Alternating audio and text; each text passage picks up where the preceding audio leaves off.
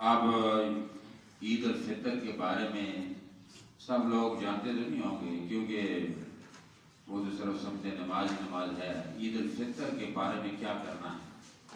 عید الفطر کے دن صبح اٹھ کر فجر کی نماز پڑھ کے گھر جانا، گھر جا کے ناشتہ کرنا ہے، سب سے پہلے کھانا کھانا ہے، بھوکے پیٹ نہیں آنا، کیونکہ اس دن نبی علیہ السلام کھا کے آئے تھے اور آپ کا یہ طریقہ ہے۔ عید الاضحیٰ جو بڑی قربانی عید ہے، اس میں آپ کو نہیں کھانا، اس میں آپ کو روزہ کی طرح رکھنا ہوگا جب تک کہ قربانی نہیں ہوتی، قربانی گوشت آپ کھائیں گے۔ اور اس کے علاوہ غسل کرنا ہے۔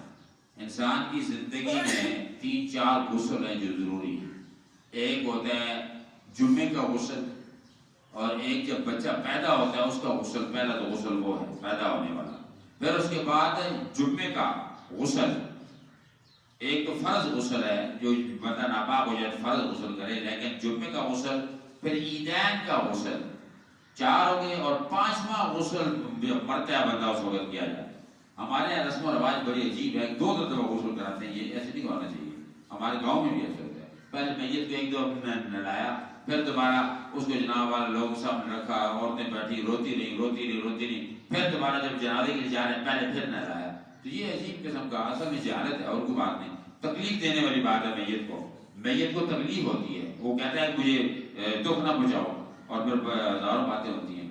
تو اس لیے جمعے کے دن غسل کرنا ضروری ہے۔ اس لیے میں ملک صاحب سے عرض کیا 7:30 تک کی دو، 7 بجے آپ آ جائیں، انہوں نے اشتہار بھی لکھ دی۔ اچھا، تو 7 بجے ایسا ہے کہ آپ لوگ تشریف لے آئیں، تو پھر انشاءاللہ 7 بجے ہم عید پڑھ لیں گے، 7 عید پڑھ لیں گے، تو 6:30 بجے ایسے ہوگا، پھر 6:30 یا پونے بیان شروع ہو جائے گا انشاءاللہ۔ تو اس کے لیے یہی عرض کرنا تھا آپ سے کہ غسل کر لیا کریں۔ عید کا غسل جو ہے بڑی برکت والا ہوتا ہے۔ حضور علیہ السلام فرماتے تھے، وہ زمانہ تو ایسا تھا کہ اس زمانے میں تھا بھی کچھ نہیں، اور نہ بھی ہوتے ہوئے اتنے کچھ ضروریات ہوتی تھی۔ ابھی تو گیزر ہیں، گرم کرنے کے انتظام ہیں، سوئی گیس ہیں، اس وقت ماچس بھی کہاں تھی، ماچس بھی نہیں تھی، پھر بھی کس طریقے سے وہ لوگ کیا کرتے تھے۔ تو ابھی چند لمحات میں سورۃ فاتحہ کا میں درس دے رہا ہوں۔ سورۃ فاتحہ میں پہلی چیز ہم نے بیان کی ہے کہ اللہ تعالیٰ کی حمد پہلی آیت میں ہوئی ہے۔ اللہ تعالیٰ نے اپنی حمد سے اس کو شروع کیا ہے، تعریف کے قابل لائق صرف میں ہوں۔ پھر اس کے بعد اللہ نے اپنی شان بتائی ہے کہ میری حمد اس لیے ہے کہ میں ایک تو پالتا ہوں، اور دوسرا میں رحمان اور رحیم و رحم کرنے والا ہوں، تیسرا ہے مالک یوم الدین، اور اس وجہ سے بھی میں حمد کے قابل ہوں کہ وہ دن جس دن کوئی مالک نہیں ہوگا، اس دن صرف میں مالک ہوں۔ اس کے بعد پھر ایاک نعبد و ایاک نستعین، بندے کا اور خدا کا رشتہ یہاں بیان ہو رہا ہے، تعلق بیان ہو رہا ہے مخلوق کا۔ یعنی مخلوق جب نماز پڑھتی ہے وہ یہ کہتی ہے ایاک نعبد، اے اللہ ہم تیری عبادت کرتے ہیں، و ایاک نستعین، اور تجھ سے مدد مانگتے ہیں، تیری عبادت تجھ سے مدد۔ یعنی مطلب یہ ہوا کہ ہم عبادت کریں گے تو ہماری مدد کر۔ رابعہ بصریہ کہتی ہیں کہ یہ تو ایک قسم کا سودا بازی ہوگی، یہ تو سودا بازی ہوگی، یا اللہ عبادت ہم تب کریں گے جب تو ہماری مدد کرے گا۔ ہم نماز پڑھیں گے تو ہمیں روٹی دے گا، ہم نماز پڑھیں گے تو ہم یہ تو دنیا کی ہے، دنیا کی ہے کہ ہم یہاں کام کریں گے ہمیں تنخواہ ملے گی فلانا۔ انہوں نے کہا نہیں، علماء اقبال نے کہا کمال واعظ کمال ترک سے ملتی ہے یا مراد، دنیا جو چھوڑ دی ہے تو عقبہ بھی چھوڑ دے۔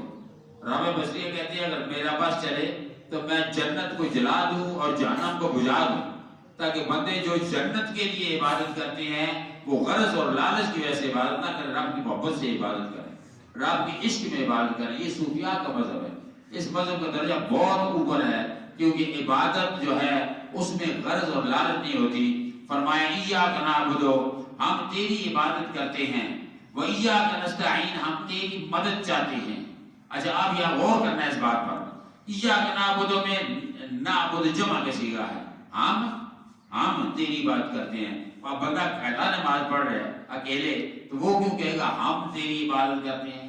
اسے کہنا چاہے نا انی اعبدک، عربی میں تیری عبادت کر رہا ہوں اس وقت۔ لیکن علماء نے فرمایا یہاں پر کہ اس لیے کہ ہماری عبادت کی کوئی حیثیت نہیں ہے۔ ہم جب عبادت کا بجدہ، عبادت کا تحفہ اللہ کی بارگاہ پیش کریں گے تو ہم کہیں گے یا اللہ ان تمام تیرے بندوں نیک بزرگوں کی وجہ سے تو ہماری عبادت قبول کرے گا، اس لیے ہم کا لفظ میں استعمال کرتا ہوں کہ میری عبادت ان کے ساتھ تو قبول کر جو تیرے مقبول بندے۔ یہی وجہ ہے کہ یہاں نماز پڑھو تو ایک کا ثواب، مسجد میں نماز پڑھو برگزی میں تو 27 نمازوں کا ثواب، مکہ شریف میں نماز پڑھو تو 1,00,000 کا ثواب، مدینے میں نماز پڑھو تو 50,000 کا ثواب، اور مسجد اقصی میں نماز پڑھو 25,000 کا ثواب۔ آپ وہ کہتے ہیں جی دیکھو، آپ کہتے ہیں رسول اللہ صلی اللہ علیہ وسلم کا بڑا مرتبہ ہے، بڑا مقام ہے، تو مکہ کعبے میں تو 1,00,000 کا ثواب مل رہا ہے اور ادھر مدینے میں 50 کا ثواب مل رہا ہے، تو آپ کیوں اتنی بڑی لافیں مارتے ہیں جی کہ اللہ کا محبوب ہے، اللہ نے ان کے لیے دنیا بنائی ہے، اللہ نے یہ کیا ہے؟ تو علماء کرام نے اس کا جواب یہ دیا ہے کہ مکے میں اگر آپ نیکی کریں گے تو ایک کے بدلے 1,00,000 کا اجر ملے گا، لیکن گناہ کریں گے اس کے بدلے 1,00,000 کا گناہ مل جائے گا، وہ آپ کا صفایا ہو جائے گا۔ مثلا جاتے جاتے آپ نے کعبے کو دیکھا، چوما اور آنکھوں میں لگایا، ساتھ ایک عورت گزری اور اس کے ساتھ ڈھیلا آپ کا ہو گیا، اس کو دیکھ لیا آپ نے، تو آپ تو وہ جو کچھ آپ نے کیا تھا وہ سارا تو ضائع ہو گیا، وہ 1,00,000 ادھر سے آیا تھا ادھر نکل گیا، ایک مطلب جس طرح وہ کہتے ہیں ایک جیب سے ایک دوسری جیب نکل گئی۔ لیکن مدینے میں یہ بات نہیں، مدینے میں حضور نے اللہ سے مانگ لیا، یا اللہ جو بندہ عبادت کرے گا اس کو تو اجر زیادہ دے گا، لیکن گناہ کرے گا تو اس پر پکڑ نہیں فرمائے گا، ایک ہی ہوگا، وہاں اگر غلطی ہوگی تو اس کا ایک ہی وہ جو ہے عذاب ملے گا یا ایک ہی سزا ملے گی۔ تو اس لیے فرمایا کہ ایاک نعبد میں ہم جمع کا صیغہ اس لیے بولتے ہیں کہ یا اللہ ایاک نعبد، خاص تیری ہی ہم عبادت کرتے ہیں، میری عبادت میرے بزرگوں کے ساتھ، اس مسجد میں جو نیک لوگ آئے ان کے ساتھ، جو بندہ جو ہے تیرا محبوب ہے اس کے ساتھ میری عبادت کا تحفہ قبول فرما، اس پر نظر ملتا ہے۔ وَإِيَّاكَ نَسْتَعِينُ، ہم ایاک نعبد تیری ہی عبادت کرتے ہیں، اور وَإِيَّاكَ نَسْتَعِينُ ہم تیری ہی مدد مانگتے ہیں، تیری مدد چاہتے ہیں۔ لوگ یہ معنی بڑا غلط کرتے ہیں، بڑے بول کیوں غلط معنی کرتے ہیں؟ اصل بات یہ وہ لوگ نہیں سمجھتے، صرف پڑھی جاتی ہے، ناو پڑھی جاتی ہے، اصول فقہ بڑی کتابیں ہیں اس قرآن کو سمجھنے کے لیے، وہ کہتے ہیں جی تیری عبادت کرتے ہیں اور تجھ ہی سے مدد مانگتے ہیں، تو ایاک کا پہلا بھی وہی ہے اور ایاک کا یہ بھی وہی ہے، اگر تم تجھ ہی سے مدد مانگتے ہیں پھر کون تجھ ہی سے ہمیں عبادت کرتے ہیں؟ ایاک کا ایک ہی معنی ہوگا، تیری ہی عبادت کرتے ہیں اور تیری ہی مدد مانگتے ہیں، مطلب یہ ہے کہ عبادت ہم جو جس طریقے سے بھی کریں، نماز کے ذریعے کریں، روزے کے ذریعے کریں، خیرات کے ذریعے کریں، صدقے کے ذریعے کریں یا کسی اور ذریعے سے کریں، وہ عبادت تیری ہی ہوگی، لیکن مدد بھی تیری ہوگی۔ اگر آپ ملک صاحب سے مدد مانگیں، حاجی صاحب سے مانگیں، جناب والا کسی بزرگ کا وسیلہ دے کے تیری بارگاہ مانگیں، مدد تیری ہی مدد ہوگی، لیکن مدد کے ذرائع مختلف ہوں گے، جس طرح کی عبادت کے ذرائع مختلف ہیں، عبادت صرف تیری ہی ہے۔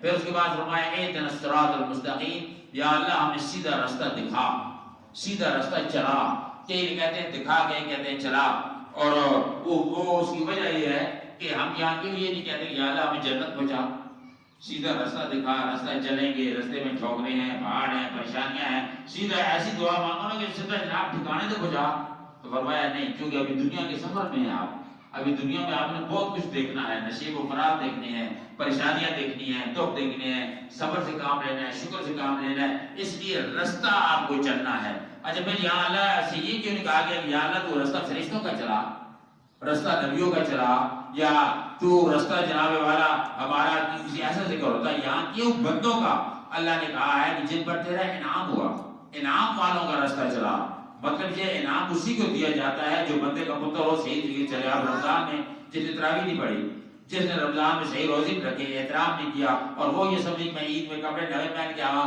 رب مجھے معاف کر دے گا ایک مہینے کے اندر، ایسے نہیں ہوتا۔ یوم الجائزہ ہے یہ، یا حساب لیا جائے گا 30 دن تو نے کیا کیا، 30 دن تو نے رزق حلال کھایا، 30 دن تو نے میرے آئے کتنے سجدے کیے، میرے دل کے لیے کتنا رویا تو، کتنے آپ نے گناہوں پر تو نے وہ کیا، تو اس کے بعد جو عمل جائزہ ہے۔ اس لیے فرمایا یا اللہ اگر ہمیں راستہ ملے گا تو انعام والوں کا عطا فرما، جن پر تیرا انعام ہوا، اور جن پر انعام ہوا قرآن کے اندر اس کا ذکر ہے۔ بعض نے کہا یہ انعام تو یہ ہے دنیا کی دولت ہے انعام، کسی کے بنگلے ہیں، کوٹھے ہیں، کل ماشاءاللہ ایک آئے تھے ہمارے جناب بہت بڑے ملک صاحب، ان کا پورا یہ آدھا جناب آپ کا یہ علاقہ ان کا ہے، اس کے مالک ہیں، تو یہ انعام والے تو یہ لوگ جن دولت سے رب نوازا۔ فرمایا نہیں، انعم اللہ علیہم من النبیین والصدیقین والشہداء والصالحین، 4 کیٹیگری کے لوگ ایمان والے ہیں۔ سب سے پہلے نبی جنہیں اللہ چن لیتا ہے، اور اس میں بندہ محنت کوشش کیوں نہیں کرتا، وہ اللہ کی دین ہے، جسے چاہے چن لے۔ 1,24,000 کم بیش نبی ہوا۔ اس کے بعد صدیق ہیں، صدیق اکبر رضی اللہ عنہ ان کے سردار ہیں، اور اس کے بعد شہداء ہیں جو اللہ کی راہ میں دین کی خاطر، ایمان کی خاطر اور اعلی کلمت الحق کی خاطر وہ جناب اپنی جان قربان کرتے ہیں. یہ شہداء جتنے ہوتے ہیں آج کل ہر ایک کو شہید بنا دیا جاتا ہے. جو بھی کہیں شہید ہے، شہید وہ ہوتا ہے جو اللہ کی رضا کے لیے، اللہ کے دین کے لیے اور اسلامی مملکت کے لیے اس نے اپنی جان دی ہو اور دوسروں کی حفاظت کے لیے اپنی جان دی، اسے شہید کہا جاتا ہے. والصالحین چوتھی کیٹیگری ہے نیک لوگوں کی.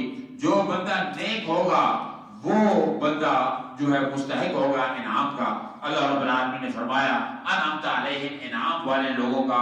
یا اللہ تو ہمیں رستہ چلا، غیر المغضوب علیہم ولا الضالین، ان لوگوں کا رستہ نہ چلا جن پہ تیرا غضب ہوا اور جو گمراہ ہوئے. تو گویا اللہ تعالیٰ سے ہم امید کر رہے ہیں کہ آپ کی عبادت کر رہے ہیں. پہلی چیز یہ کہ آپ نے ہماری مدد کرنی ہے دنیا کی زندگی میں، اس سفر میں کھانا ہے، پینا ہے، صحت ہے، شفا ہے، اولاد ہے، یہ رہنا سہنا ہے، ہماری زندگی کے لوازمات و ضروریات ہیں، یہ آپ کو ہمیں دینی ہے. پھر اس کے بعد ہم کہیں گے یا اللہ ابھی میں آپ کو رستہ بھی چلانا ہے. رستے پہ چلانا آپ کا کام ہے، آپ کی سوار کو نہیں چلا سکتا. سیدھی راہ پہ رب چلاتا ہے. اور یہ کہتے ہیں رستہ دکھا. وہ لوگ جو کہتے ہیں دکھا، وہ کہتے ہیں کہ رستے پہ چلنا آسان نہیں ہوتا، اس لیے ہم دکھا کے کرتے ہیں، ہمیں رستہ دکھا دیں ہم خود اس پہ پہنچیں گے. لیکن رستے کے لیے پھر فرمایا کہ اب جن کا رستہ چلنا ہے ان لوگوں کا رستہ چلو جو نیک لوگ ہیں، جو نبی ہیں، جو پیغمبر ہیں، جو ولی ہیں، صالحین ہیں، تو ان کا رستہ کامیاب رستہ ہے. دعا کریں اللہ تعالیٰ شاہ رمضان کے صدقے میں ہمیں صراط مستقیم نصیب فرمائے. جو لوگ نیک رستے پہ چلے ہیں یقیناً ان کی دنیا بھی خوشحال ہوئی ہے، آخرت بھی خوشحال ہوئی ہے. اللہ تعالیٰ ہمیں ہر قسم کی شر فتنے سے بچا لے. اللہ تعالیٰ ہماری دعائیں، ہمارے سجدے، روزے، نمازیں قبول فرما، ہمیں تقوی عطا فرما. یا اللہ اپنے ہمارے دلوں میں اپنی محبت اجاگر فرما، پیارے حبیب صلی اللہ علیہ وسلم کی محبت نصرت عطا فرما. اللہ تعالیٰ جو بیمار ہیں انہیں شفاء کاملہ عطا فرما. یا اللہ جو محرومین ہیں ان کی مغفرت فرما. اللہ تعالیٰ فلسطین و کشمیر کے مسلمانوں کی مدد فرما. ساری دنیا کے مسلمانوں کو عید الفطر کی برکتیں، خوشیاں نصیب فرما. اور صلی اللہ تعالیٰ علی خیر خلقہ سیدنا حبیبنا محمد و علیہ اجمعین برحمتک یا